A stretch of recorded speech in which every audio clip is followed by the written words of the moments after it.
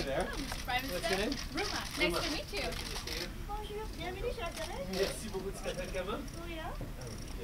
Nice to meet you. I'm Jeremy. Hey, Jeremy. Pleasure. Don't let me... Oh, no, it's okay. Hey, guys.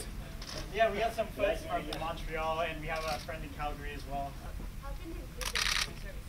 You can sort of look at all the questions that are coming in and look at all the different topics. Like, what are the things that people are concerned about and not? The Canadian advantage has many aspects to it. Tax competitiveness is one.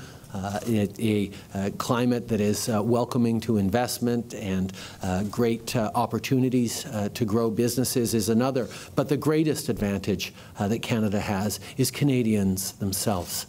Forward-thinking, ambitious, well-educated, open, diverse people who are excited about contributing to the global supply chains, to global solutions that the world needs.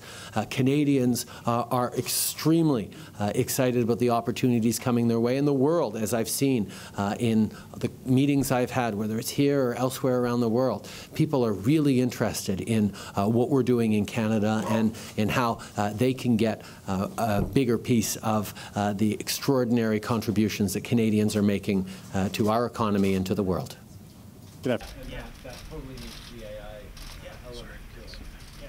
And are you developing the AI here? Are you shopping around for the right AI? Do you want Toronto to land the HQ too? I think any investment in Canada would be a great thing, and obviously the Amazon second headquarters would be a significant boon for any city that got it. Toronto is a world-class city with an incredible workforce, tremendous diversity, all the kinds of advantages that Amazon has laid out that it's looking for. I certainly hope that we get that, get the H2Q hub. These topics to the experts in the field, and I know they don't necessarily have a whole lot of tech support or IT abilities, and getting it to tangible things that they can actually understand in real language or in craft or representing what they want. It has to be at the core of what that's right. That's right. Is Canada standing in the way of a resolution, as the U.S. is indicating? On the contrary, we have been engaged and thoughtful at the negotiating table from the very beginning, putting forward complete proposals from almost the very first round of negotiations. We've continued to put forward positive solutions that we're very open to discussing further. We have indicated clearly that we will be negotiating in Canada's best interest, but we also want to make sure that the deal we get to is a win-win-win. We know that there is a path forward that is going to be beneficial to Americans, to American jobs, to Canada, to Canadian jobs, and to the Mexican economy as well.